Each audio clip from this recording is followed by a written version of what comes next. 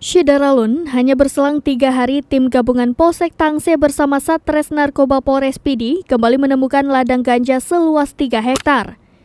Temuan kebun ganja itu dalam OPS Antik Selawah 2 tahun 2022 di area perkebunan kawasan pegunungan Gampong Alucalong, Kecamatan Tangse pada Selasa 23 Agustus 2022.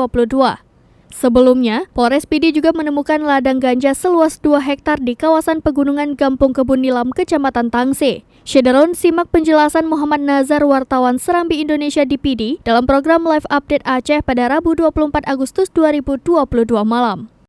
Kami laporkan dari Kabupaten Pidi, tim gabungan terdiri dari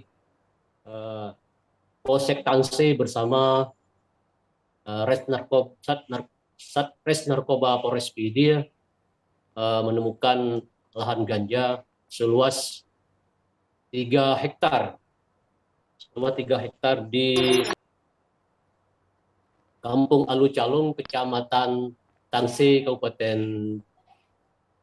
Kabupaten Pidi pada Selasa 23 Agustus 2022. Ladang ganja yang ditemukan tersebut berawal dari laporan masyarakat terhadap adanya aktivitas yang mencurigakan, sehingga dengan berkat laporan tersebut polisi berhasil mengobrak-abrik ladang ganja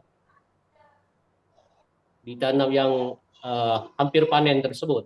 Berdasarkan data yang kita peroleh dari Kasat Res Narkoba Polres Pidi, AKP Rahmat menyebutkan bahwa ladang ganja yang ditemukan itu seluas 3 hektar yang di dalamnya sekitar 1.600 batang, di mana Syidaralun lokasinya ditanam batang haram itu secara terpisah di dalam satu lokasi, sehingga Syidaralun batang ganja itu